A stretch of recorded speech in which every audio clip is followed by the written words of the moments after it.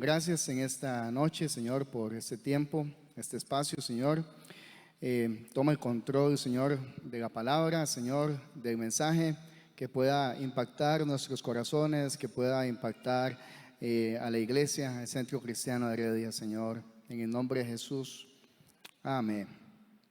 Bueno, primero que todo, quiero decirles que esta serie o estos mensajes no es algo nuevo, no es algo que estamos innovando, no es algo que estamos descubriendo, es algo que está en la Biblia, que está en la palabra, y hoy específicamente queremos traerlo para que ustedes lo vean. Y quiero iniciar con una frase que dice así: nadie hace nada por alguien a menos que obtenga algo a cambio. Voy a repetirlo: nadie hace nada por alguien a menos que obtenga algo a cambio. Creo que esto refleja un poco lo que la sociedad que vivimos, ¿cierto? Es una sociedad egoísta, es una sociedad que pone los sentimientos de uno mismo ante una verdad objetiva. Importa más lo que yo sienta. Vivimos en una sociedad ensimismada, y muchos de los mensajes que hoy salen, que suenan bonitos, suenan tiernos, pero aumentan el ego de cada una de las personas y no hacen que se fijen a las personas a su alrededor. Por ejemplo, cuando hay un accidente, cuando hay un suceso, ¿qué hace la gente ahora? Saca el celular y empieza a grabar un video, ya ni tan siquiera quieren ayudar. ¿Por qué graban un video? Porque quieren subirlo, porque quieren ganar likes, porque quieren aprobación, porque quieren que la gente les diga qué chiva ese video, qué bonito. Esa es la realidad. Y a veces creemos que esto no afecta a los cristianos, que esto no afecta dentro de la iglesia, pero sí que afecta, y hay que estarse arrepintiendo constantemente. Por ejemplo, los predicadores, voluntaria o involuntariamente, han identificado: la gente viene a obtener algo y tengo que ofrecerles algo. Qué duro, pero es cierto. Por ejemplo, si no me gusta cómo se predica, me voy. Si no me gusta cómo tocan cierta canción o de alabanza, me voy. Todo se trata de nosotros, ¿cierto o no? Creo que debemos arrepentirnos, porque todo se trata de Jesús. Jesús es el centro de todo. La iglesia se ha acostumbrado a no predicar de las necesidades de otros que no están aquí. Voy a repetirlo: la iglesia se ha acostumbrado a no predicar de las necesidades de otros que no están aquí. ¿Qué tal si hablamos de la dignidad? La sociedad dicta quién es digno de ayudar y quién no. ¿A quién debemos ayudar y a quién no? Pero como iglesia sabemos que Dios creó a los seres humanos a su imagen, ¿cierto? Y si nos creó a su imagen, todos tenemos la misma dignidad. El pueblo de Israel categorizaba inclusive eso. ¿Recuerdan la semana pasada que vimos la parábola del buen samaritano? Los judíos categorizaban a los samaritanos. Ellos pensaban que ellos no eran dignos de muchas cosas. Incluso alteraban la interpretación de la ley, porque la ley decía: amarás a tu prójimo, pero ellos le agregaban: amarás a tu prójimo y aborrecerás a tu enemigo. Por eso Jesús dice: yo les digo, amen a vuestros enemigos, bendigan a los que os maldicen, haced bien a los que os aborrecen, orad por los que os ultrajan y os persiguen. Ellos acomodaban, porque era más fácil servir a la persona que me cae bien, que está a mi lado, que tiene muchas cosas en común, pero a la persona que no tiene cosas en común, a ese no, ese es mi enemigo. Vamos a Génesis 1:27, dice: todos fuimos creados a imagen de Dios. Dice, Dios creó al hombre a imagen suya, a imagen de Dios lo creó. Varón y hembra los creó. Si vemos a todas las personas como personas creadas a imagen de Dios y que tienen la misma dignidad que nosotros, dejamos de vernos a nosotros mismos y empezamos a servir a otros en amor. ¿Por qué? Porque sabemos que Dios fue el que creó a todos y que cada una de esas personas porta la imagen de Dios. ¿Por qué los cristianos estamos en contra del aborto? ¿Por qué? Porque es un ataque directo a la dignidad humana. Porque es un ataque a una persona que porta la imagen de Dios. Pero debemos ser realistas. La orfandad y el cuidado de los vulnerables es un tema que no está en las agendas de las iglesias.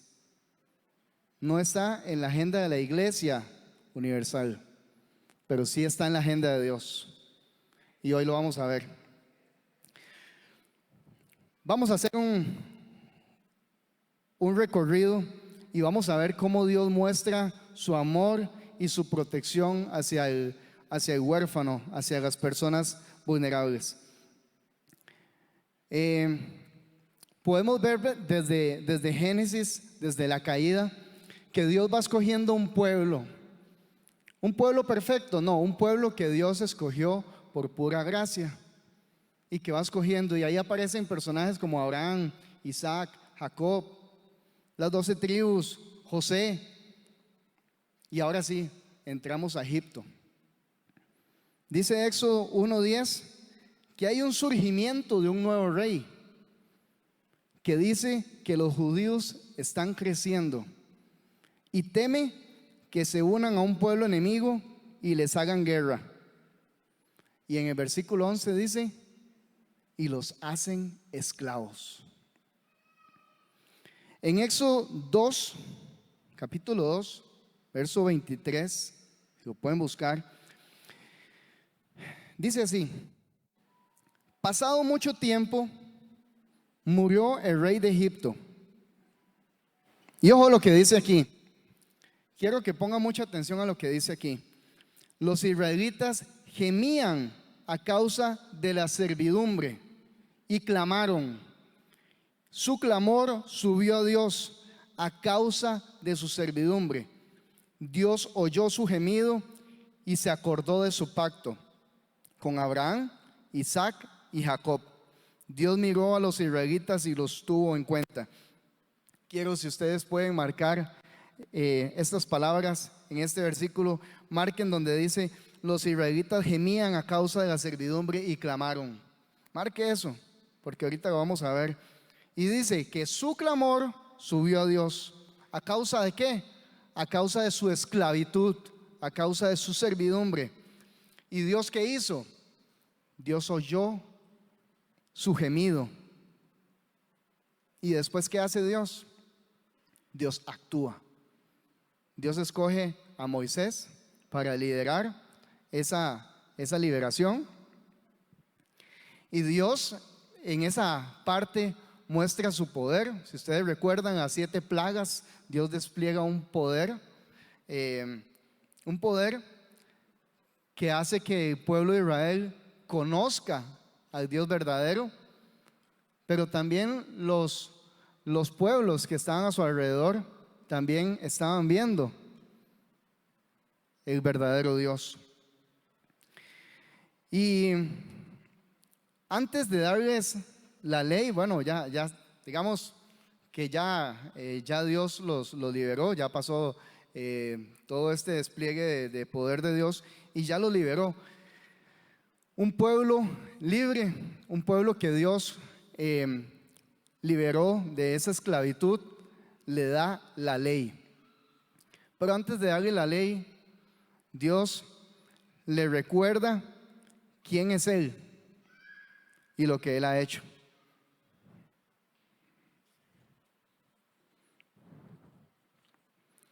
Dice: yo soy Dios, que los liberé de la esclavitud de Egipto. Eso es lo que dice el Señor antes, ustedes lo pueden ver, antes de darle la ley, en Éxodo capítulo 20. La ley busca proteger la dignidad de las personas, porque como vimos ahorita, todas las personas tienen la imagen de Dios. La ley también refleja el corazón de Dios, a un Dios protector y amoroso, pero también un Dios justo. La ley decía, no matarás. ¿Por qué? Porque la persona porta la imagen de Dios. La ley decía, no cometerás adulterio. ¿Por qué? Porque nuestro cónyuge porta la imagen de Dios. Veamos un ejemplo. Busquen ahí en Éxodo 22, 16, 17, cómo Dios protege la dignidad de las personas. Éxodo 22, 16, 17. Y dice así: si alguien seduce a una doncella que no esté comprometida para casarse y se acuesta con ella, deberá pagar una dote por ella para que sea su mujer, y si el padre rehúsa dársela, él pagará una cantidad igual a la dote de las vírgenes. Vamos a ver. O sea, si un hombre engaña a una mujer soltera y sin compromiso, una mujer virgen, y tiene relaciones sexuales con ella, tiene que casarse con ella y pagarle a la familia la cantidad que los novios acostumbran al casarse.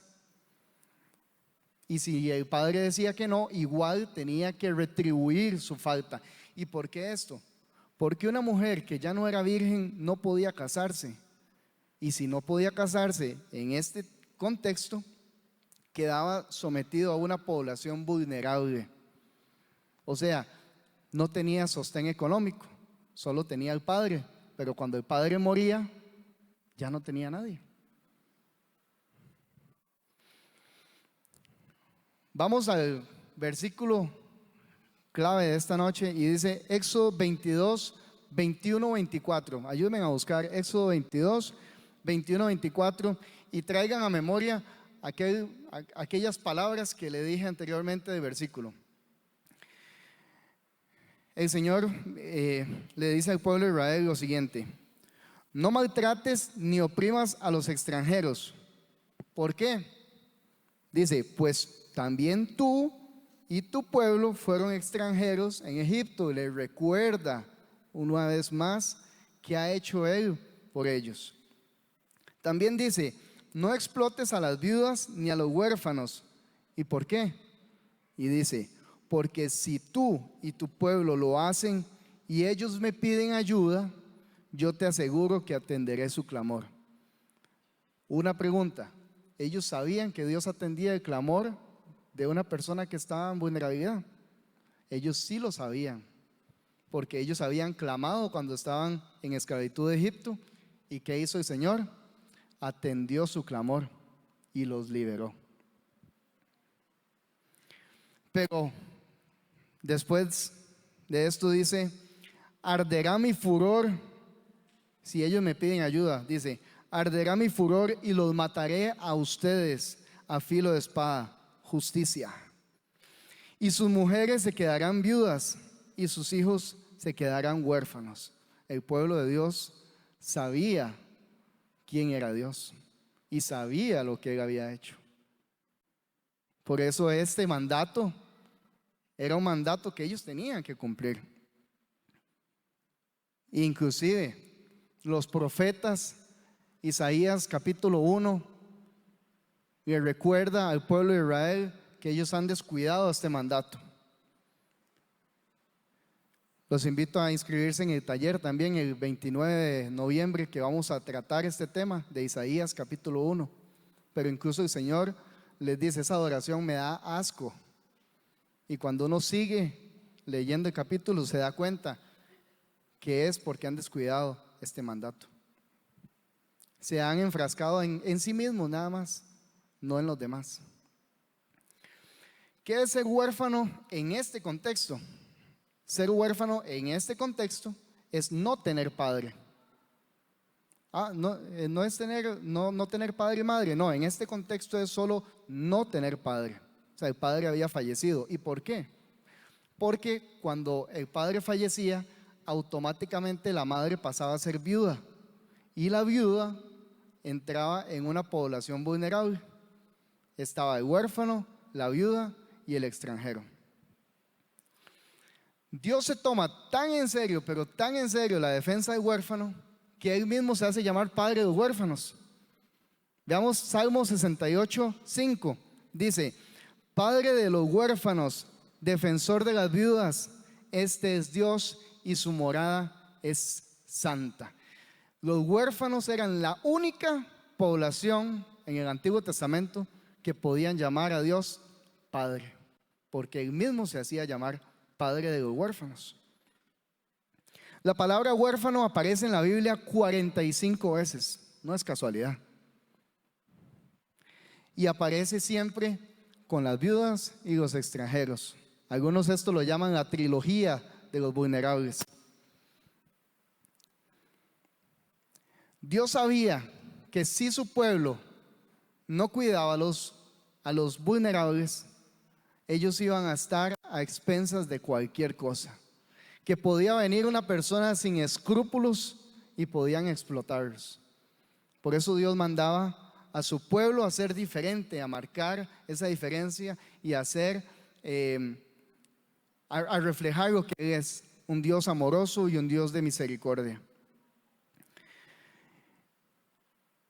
Este no es un llamado, como vimos ahorita, esto no es un llamado para algunos israelitas más espirituales. No era para los levitas, no era para los sacerdotes, era para todo el pueblo de Dios.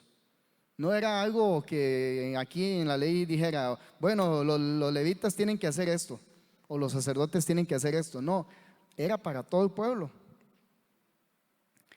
Inclusive cuando vamos leyendo los libros de Levítico, de Éxodo, cuando empieza a introducir la ley, siempre que habla de adoración, siempre está la parte de no aflijas a los vulnerables. Siempre, siempre.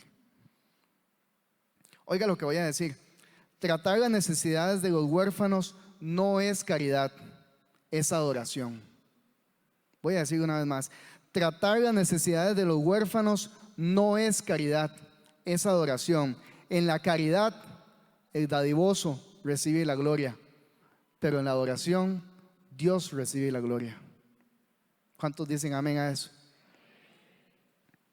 Cuando entendemos que debemos tratar a los vulnerables como ellos deberían ser tratados, eso dice mucho de mi relación con Dios. Yo no los veo como algo menor o no me siento como algo superior, sino que veo a Dios y Él me recuerda de dónde Él me ha sacado y de la misericordia que ha tenido conmigo, y que esa misericordia yo la tengo que dar a otros. Dios no solo hizo esta ley de no maltrates, sino les dijo cómo hacerlo, cómo tenían que hacerlo. Y voy a exponerles 3 formas en las cuales Dios determinó que se debía proteger y hacer justicia. Número 1, a través de las leyes de la gavilla, las ramas de olivo y de los racimos de uvas. Dice Deuteronomio 24, 19, 22, dice: cuando recojas la cosecha de tu campo y olvides una gavilla, no vuelvas por ella. Déjala, ojo esa palabra, déjala para el extranjero, el huérfano y la viuda. Así el Señor tu Dios bendecirá todo el trabajo de tus manos. Cuando sacudas tus olivos, no rebusques en las ramas. Las aceitunas que queden, otra vez, déjalas para el extranjero, el huérfano y la viuda. Cuando coseches las uvas de tu viña, no repases las ramas. Los racimos que queden, déjalos para el inmigrante, el huérfano y la viuda.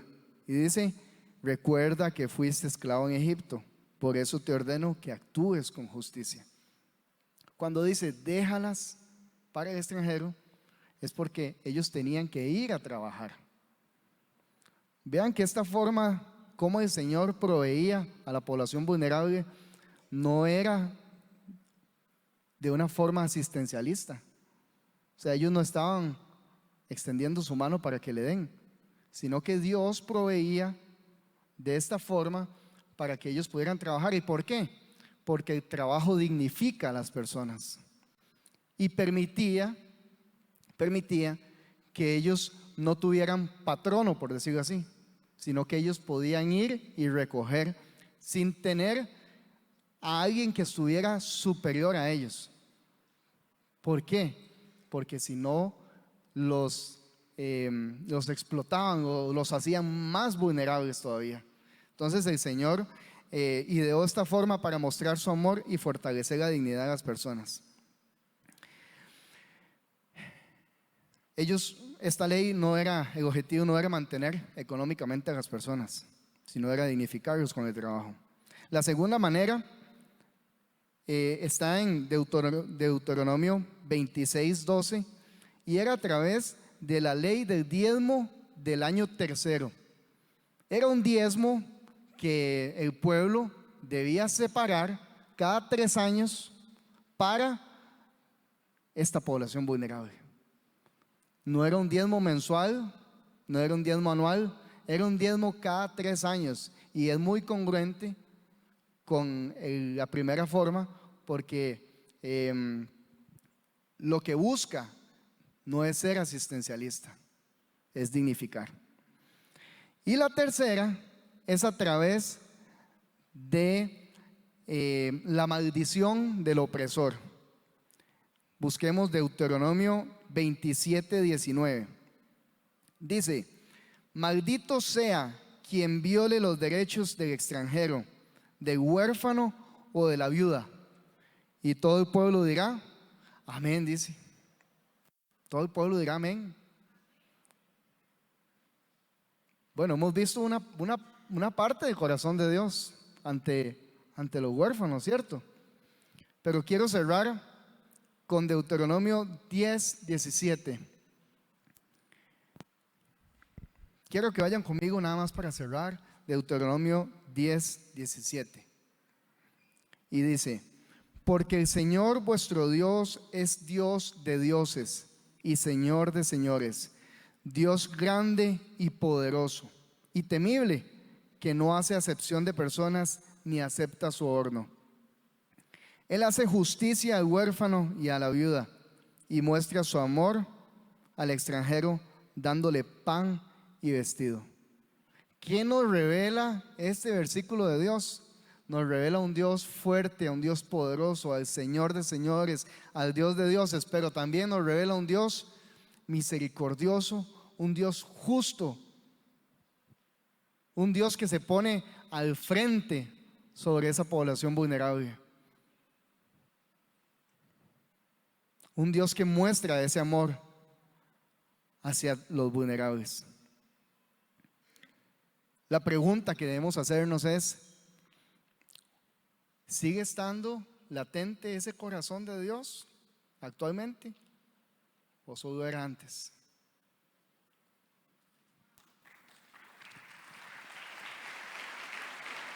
Gracias. Buenas noches. Buenas noches.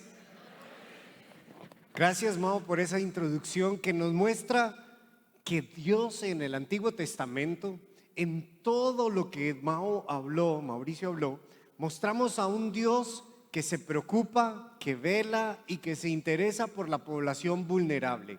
Y cuando hablamos de la población vulnerable, estamos hablando de los extranjeros, estamos hablando de las viudas y de los huérfanos. Y en este caso hemos estado haciendo mucho énfasis acerca de la población vulnerable en la orfandad, ¿Sigue Dios estando presente? ¿Sigue en Dios estando presente ese deseo de cuidar al vulnerable el día de hoy? ¿Ustedes qué creen? ¿Qué creen, hermanos? Correcto. Dice la Biblia que Dios es el mismo y de siempre.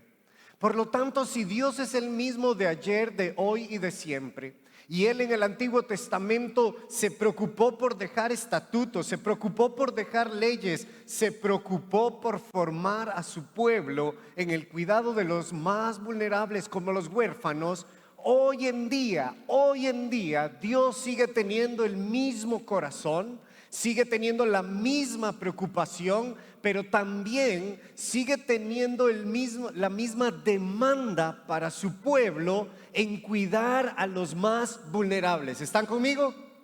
En cuidar a los más vulnerables. Y si usted dice, bueno, ¿cómo lo vemos en el Nuevo Testamento? Santiago 1:27. Santiago 1:27 dice: la religión pura y sin mancha delante de nuestro Padre es esta. Pongan atención, la religión, ¿cómo dice el texto? Pura. Diga conmigo, pura.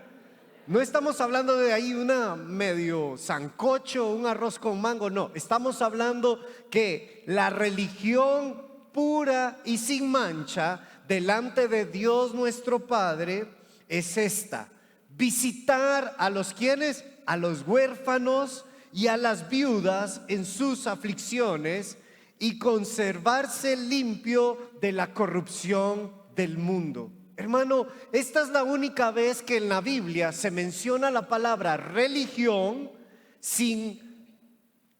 no como algo peyorativo, no como algo despectivo, no como algo negativo, sino que se menciona con un aspecto bueno, puro y esencial. Si usted y yo somos el pueblo de Dios, la Biblia nos muestra que la religión pura es tener cuidado de las necesidades de los más vulnerables. Estamos hablando de las viudas, huérfanos y extranjeros. Y en este caso, hermano, el cuidado de los huérfanos debe de ser nuestra prioridad. David Pat lo dice de la siguiente manera: cuando la Biblia habla en este pasaje de visitar a los huérfanos y a las viudas, implica mucho más que simplemente decirles hola de vez en cuando.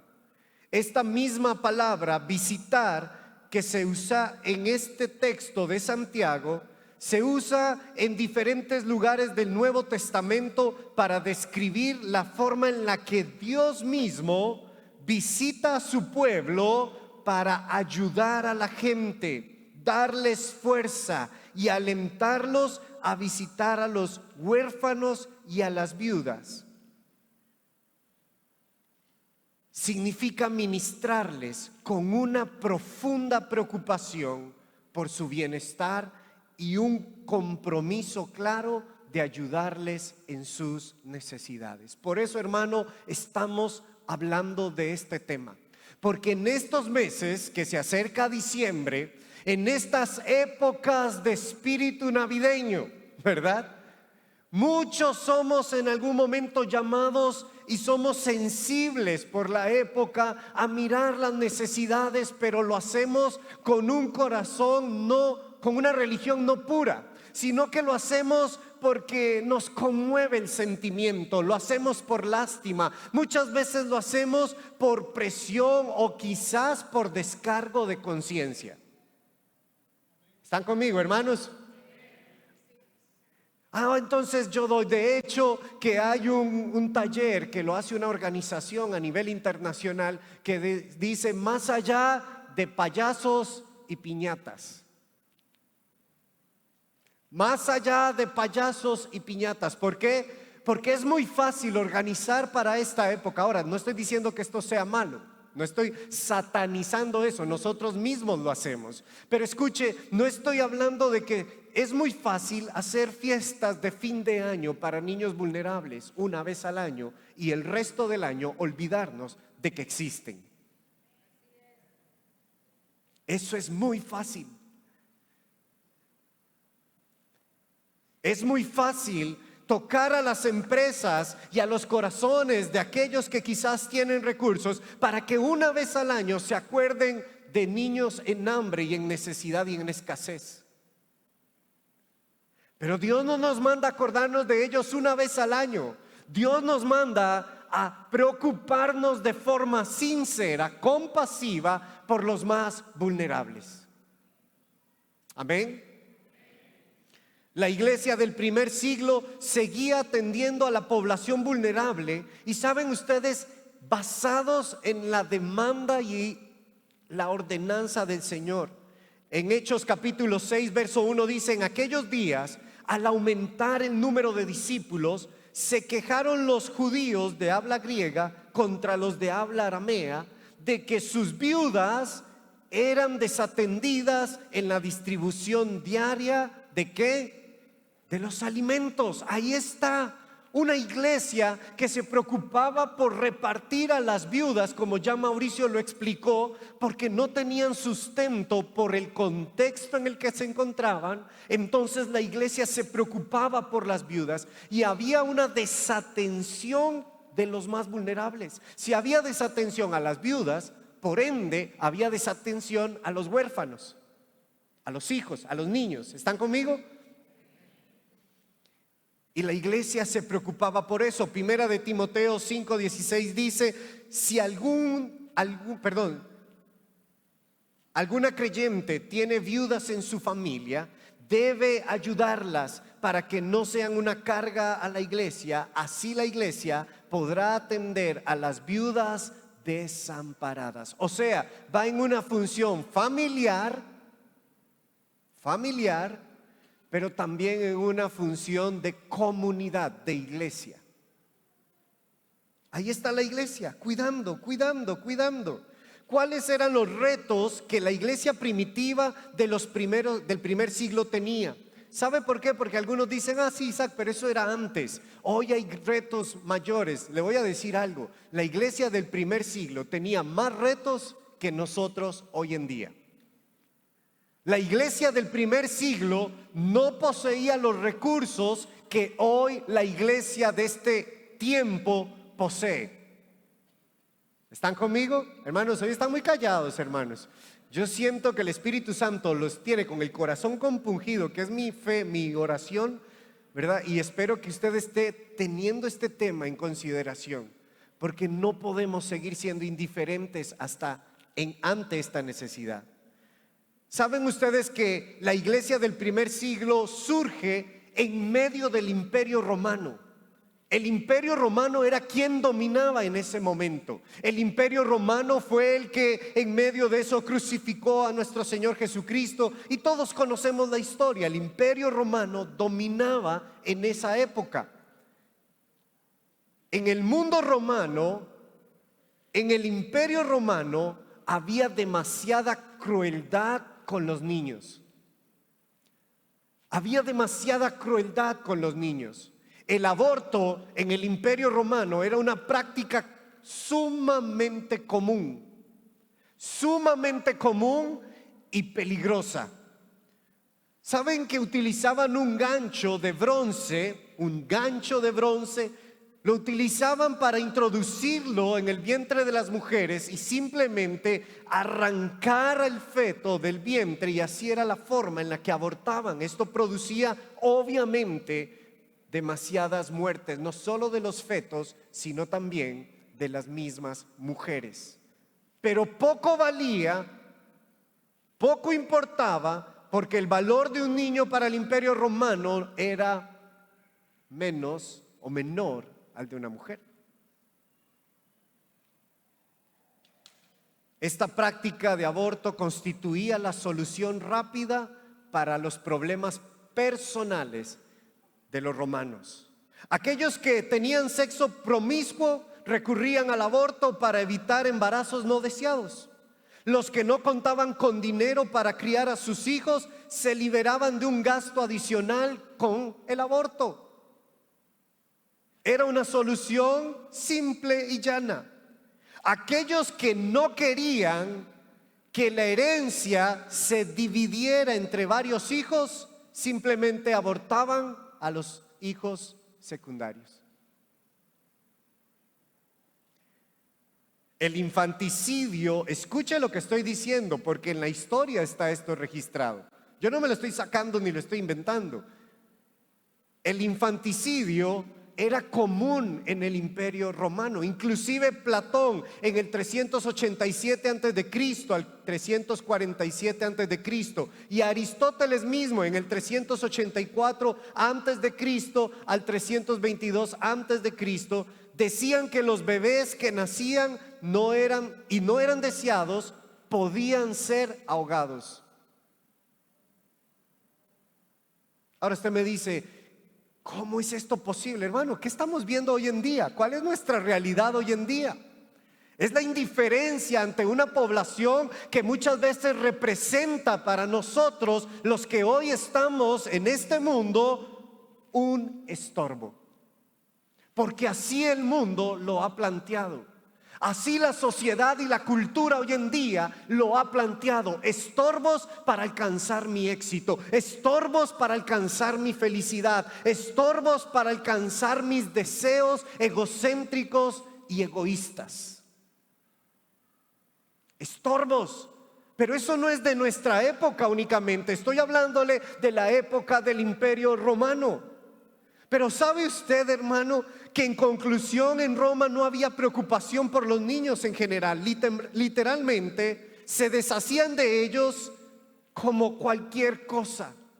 Y los que en algún momento gozaron de poder ser adoptados eran con dos fines: un fin de uso, de sometimiento, o un fin político o egocéntrico, egoísta. Pero doy gracias a Dios que en medio de un imperio como ese, Dios levanta una iglesia. Dios levanta a su pueblo, a la iglesia del primer siglo, a los creyentes que en la ordenanza y en la enseñanza de Dios les pone el amor por los más vulnerables, como Cristo lo hizo con nosotros. Cuando entendemos el mensaje de Santiago acerca de la religión verdadera, vemos a los primeros creyentes de la iglesia de los primeros siglos que hacían su labor necesaria, hacían cualquier sacrificio necesario, ya fuera social o económico, para atender a los más huérfanos. Su entrega era absolutamente voluntaria y no implicaba ninguna clase de recompensa. Todo lo contrario, adoptar y cuidar a los niños vulnerables era una carga pesada, social y económicamente.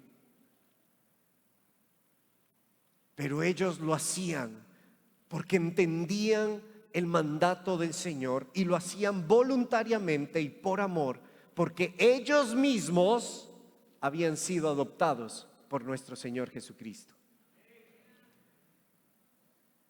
Cuando cuidaban de estos niños, de los que despreciaban, de los que estaban en condición vulnerable, al adoptarlos, evitaban que muchos de ellos fueran asesinados o abortados. No solamente adoptaban a los niños, sino a las niñas, que representaba en su contexto una condición de mayor vulnerabilidad. Porque no bastaba con ser huérfanos, ya un estigma. Ahora, si usted era una niña huérfana, mayor el estigma para un contexto social en el que ellos vivían. Pero ellos lo hacían a todo costo, a toda hora, porque era la palabra del Señor. ¿Cómo es nuestra sociedad hoy actualmente? Hermanos, es triste lo que voy a decir, pero es nuestra realidad. En nuestra sociedad actual, el tener hijos hoy en día es ya parte de una contracultura. Y ahora sí, agárrese más de uno.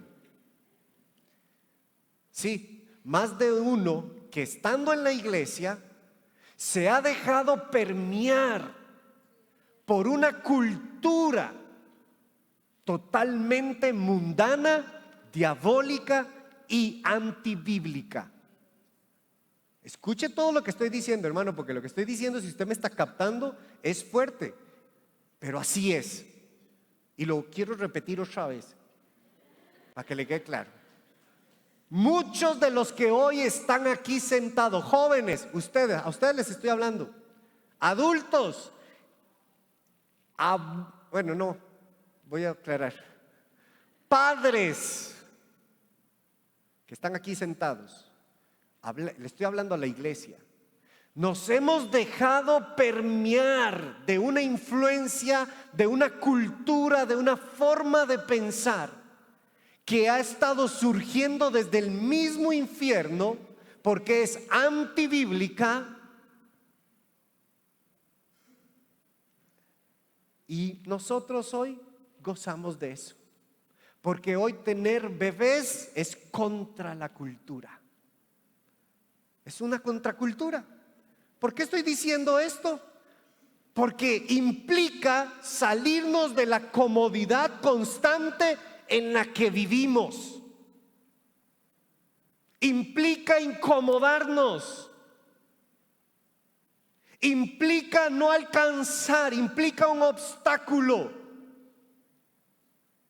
Yo no sé si usted me está captando o me está entendiendo, hermano, pero yo no estoy aquí hablando yeguadas, estoy hablando cosas que ustedes, hoy usted lo escucha en todo lado, en las mismas familias.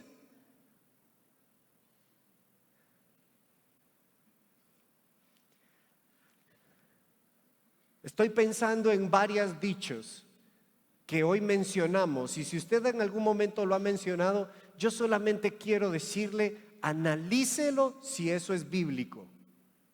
No si yo lo digo, o si es bonito, o si es feo, no, analícelo si es bíblico. Ahora, usted me dice, y claro, usted no está en mis zapatos, usted no está en mi realidad. No, yo no estoy hablando de eso, estoy solamente poniendo a que usted lo analice, si es o no es bíblico. Por ejemplo, no tenga hijos, no se complique, mejor tenga una mascota.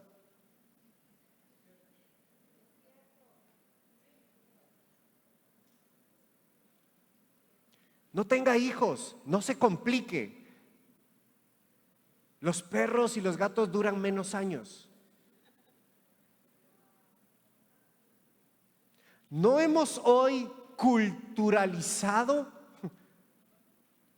una conducta hacia los animales en la cual se han humanizado? Hoy defendemos aún a las ballenas en los mares para que no las maten, pero aprobamos leyes para matar seres humanos. Hoy vamos y demandamos por crueldad animal,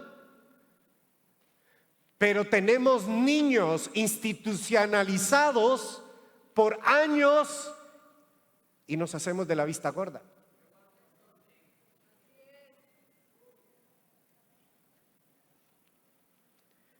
Incluso se han llegado a hacer estudios y publicar estudios de cuánto tiempo se pierde una persona en el cuidado de los hijos.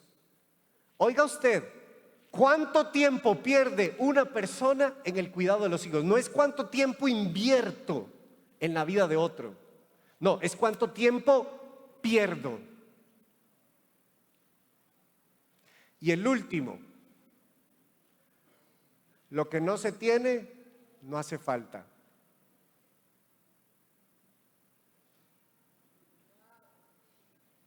¿Sabe qué, hermano?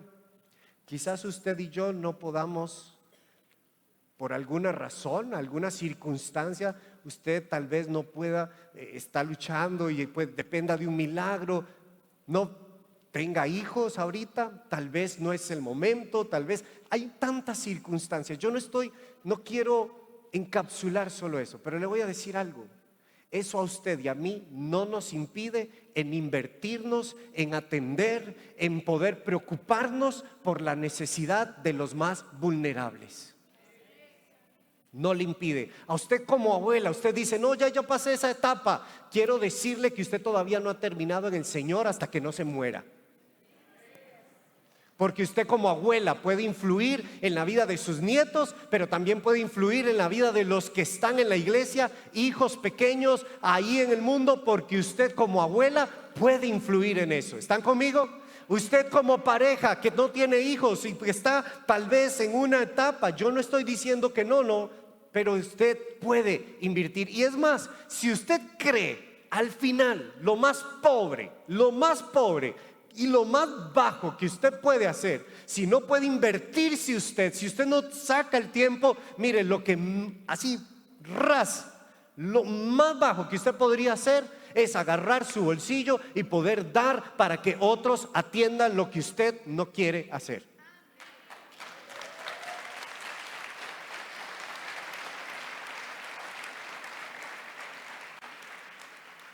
Hermanos, perdón, pero es que cada vez esto a mí me hierve el corazón. Yo no puedo hablar tranquilo de esto. Hoy yo no quería hablar mal, hoy no quería hablar grosero, pero me hierve porque nosotros tenemos que palpitar al corazón, al ritmo del corazón de Dios. Y no es posible que hoy nosotros como iglesia estemos tragándonos toda una basura que el mundo como una propaganda promueve para acabar con toda una generación y desensibilizarnos de la condición humana de un niño en vulnerabilidad. Por esa razón es que las familias de acogimiento, las familias que adoptan, las personas que se vuelven mentoras, van totalmente contra la cultura de esta sociedad. Una sociedad que rehúsa involucrarse en la vida de otros, en la necesidad de otros, por no querer incomodarse. Por ejemplo, si usted busca hoy en la red, en Google o en cualquier buscador en la web, la palabra adoptar, le va a salir más adoptar mascotas que seres humanos. Si usted pone adoptar, todas las búsquedas va a ser adoptar mascotas, adoptar aquí, adoptar lo otro, y al final de ciertos resultados le empezarán a salir cómo adoptar niños. Esa es la realidad que estamos viviendo hoy. ¿Es triste o no es triste, hermanos? ¿Es triste o no es triste esto? Pero es más triste los que lo padecen. Porque usted y yo hoy nos vamos a ir a dormir. Usted y yo hoy nos vamos, gracias al Señor, con nuestras familias. Usted y yo hoy vamos a ir a una cama, una casa, sea como sea. Pero hoy hay más de 2,800 niños durmiendo en un albergue, en un lugar frío, donde no hay vínculos, donde a nadie le importa absolutamente, y no digo nadie, voy a corregir eso porque hay personas que trabajan con corazón y con pasión en esos lugares, y gloria a Dios porque los hay. No estoy satanizando los albergues, gracias a Dios por ellos, porque por lo menos hay algo. Pero hoy yo no estoy enfocado en ellos, estoy enfocado en una iglesia que ha perdido la sensibilidad porque está detrás de los placeres, del éxito, de lo que el mundo nos ha engañado que es el éxito y que debería ser nuestra tarea. ¿Dónde está la comprensión de qué hizo Dios por nosotros? David Puerto lo explica de esta manera: la transformación social no comienza en las calles o en los orfanatos, comienza en el corazón. La transformación que ofrece Jesucristo tiene una dimensión social, pero primero es una dimensión interna. Es público, pero antes de ser público es privada. Es de todos los creyentes, pero sin duda de cada individuo. Si esa realidad es abrazada por cada seguidor de Jesús, entonces la respuesta a las necesidades será llevado a cabo como lo hizo Jesús mismo. La iglesia necesita ver hacia atrás y seguir el ejemplo de la iglesia del primer siglo. Escuche, quienes sin las facilidades y la seguridad y las comodidades, hermano, ¿qué comodidades podía haber en el siglo I? Dominados por el Imperio Romano,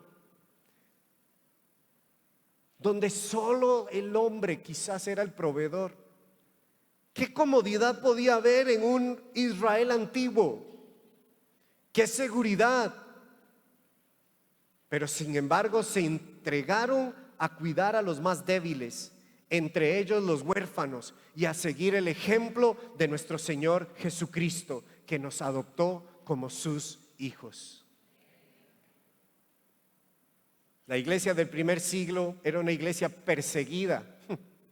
Hermanos, ¿usted se imagina lo que es usted y yo siendo perseguidos y a la vez cuidando a los huérfanos, adoptando niños, cuidando por las viudas, en persecución? Pero nuestros países latinoamericanos, que en la mayoría son con bases cristocéntricas, o por lo menos cristianas, hoy en Costa Rica hay más iglesias, son 5,000 aproximadamente en Costa Rica, que si la mitad de ellas o un poquito más de la mitad de ellas adoptara un niño por iglesia, no tendríamos hoy en Costa Rica niños en las instituciones. Pero aquí estamos, hablando de este tema, sensibilizándonos. Y les voy a decir algo, esto no es una prédica y esto no es una enseñanza porque vamos a pedir plata ahora para diciembre, para niñitos. No, señor, ni crea que eso va a pasar aquí. Porque hemos entendido que no es un asunto de diciembre. Todo el año. Bueno, aquí está la pastora Carol, está Daniela, que a través del refugio de niños, durante todo el año, estamos tratando de atender, de ir a los más vulnerables.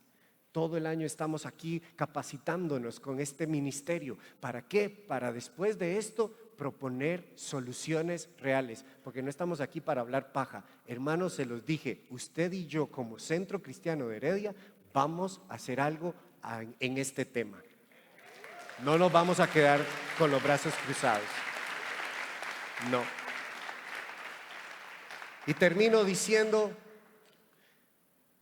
como bien lo diría Mauricio Chávez, antes de Cristo nosotros vivíamos en una condición extremadamente vulnerable.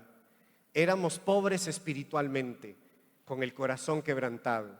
Vivíamos en cautividad, ciegos y oprimidos, pero Dios obró y nos otorgó la libertad a través de Cristo. Así el Evangelio nos capacita para obrar a favor de los vulnerables, siguiendo a nuestro Señor y Salvador Jesucristo. El cuidado que como hijos de Dios perseguimos por los vulnerables se desprende de la obra que Cristo hizo en la cruz del Calvario a nuestro favor. Al pueblo de Israel Dios lo sacó de la esclavitud de Egipto. A nosotros nos sacó de la esclavitud del pecado. Antes éramos huérfanos, hijos de desobediencia, hijos de ira, pero ahora somos hijos de Dios, somos hijos porque Él nos adoptó como sus hijos. Y eso es hermoso.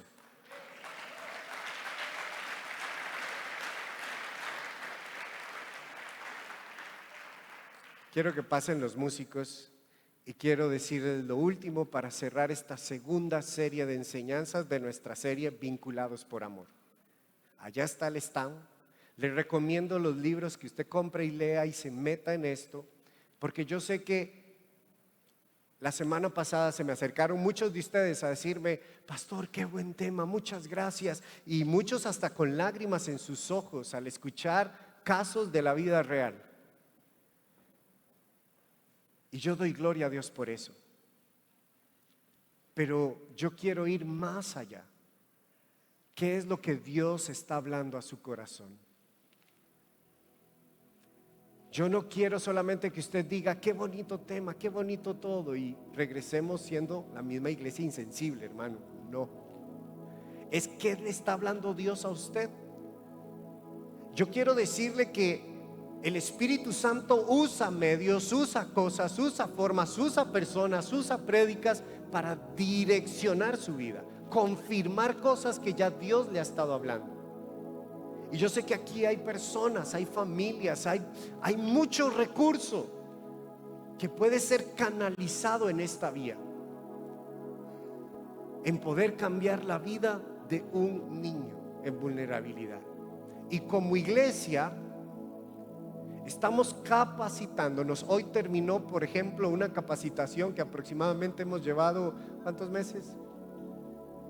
Como 4 meses con Casa Viva.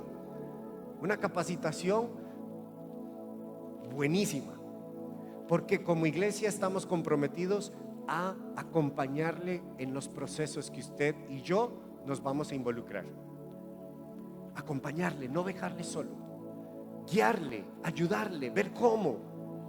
Les hablé la vez pasada también de que tengo en mi corazón un sentir por una casa de transición, por las personas de 18 años que tienen que salir y no tienen dónde ir. Eso no es posible. Y usted y yo, suena feo lo que voy a decir, hermano, pero usted y yo vamos a pagar por eso.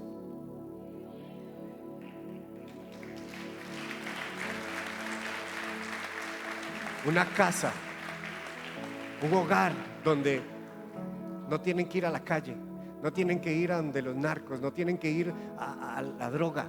Hay una casa donde usted se le predica la palabra de Dios. Lo ideal son familias, que usted pueda adoptar a un adolescente. ¿Saben ustedes que hoy escuché en esta capacitación, hermano, una frase que yo dije? Yo no me hinqué a pedir perdón ahí, pero ¿saben ustedes qué me dijeron? ¿Qué dijeron en la capacitación? Dijeron esto: los niños que saben que no tienen una oportunidad. Y yo me quedé, ¿cómo es eso? Sí, porque en Costa Rica se adoptan niños de 0 a 6 años y las niñas hasta los 9. Y después de esa edad, ellos ya saben que no tienen oportunidad alguna. Se les llama los niños sin oportunidad, que se quedan en un instituto, en un albergue, a esperar que cumplan 18 años, porque los padres y las personas que llegan buscan solo a los de 0 años, 2 años, 3 años, 4 años, 5 años, 6 años, hasta los 9 años las niñas.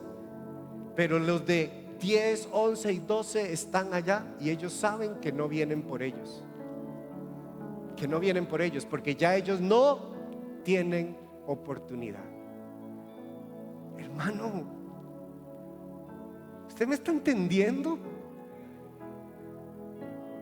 ¿Usted me está entendiendo que si usted tiene un hijo y usted le pasa algo y usted tiene 11 años y que a su hijo le digan: usted es un niño que ya no tiene oportunidad? ¿Qué mensaje es eso del diablo al corazón, a la identidad de una persona?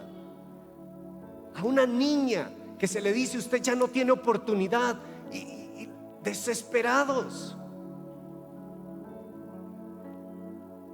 Y la iglesia comiendo sin preocupación. Un hogar, una casa donde se le dice: usted tiene más oportunidades de las que el diablo. Usted no tiene por qué terminar como el diablo quiere o ha destinado que usted termine. En Cristo usted es una nueva criatura. En Cristo usted tiene oportunidades. En Cristo hay una iglesia que tiene la capacidad de amarle, transformarle y ayudarle, no con palabras, sino con hechos, que es la religión pura. La religión pura. Póngase de pie ahí donde usted está. Yo quisiera pedirles que me encantaría que tocáramos el canto que cantamos ahora, el nuevo, la frase, el coro. ¿Sí captaron? Estos hermanos están conectadísimos, hermanos. Si ustedes se dieron cuenta, hoy cantamos este canto, pero este canto es poderoso. ¿Me pueden poner la letra del canto en las pantallas? Porque yo no me lo sé todavía, como siempre. No soy huérfano, tengo a tu espíritu. Llevo la marca, ¿cómo dice? Llevo la muestra de tu amor. ¿Sabe cuál es la muestra de que usted es hijo de Dios? De que usted fue adoptado por Dios. Que Él puso en nosotros su Santo Espíritu. Y dice: soy puro, soy nuevo soy, completo. Completo.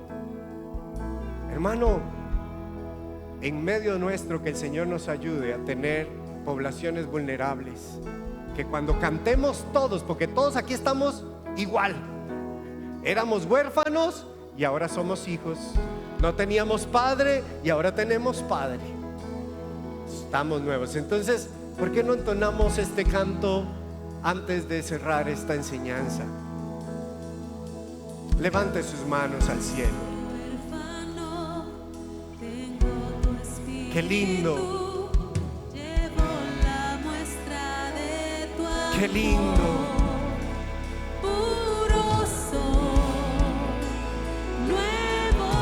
Oh Señor, gracias. No lo merecíamos, pero tú lo hiciste.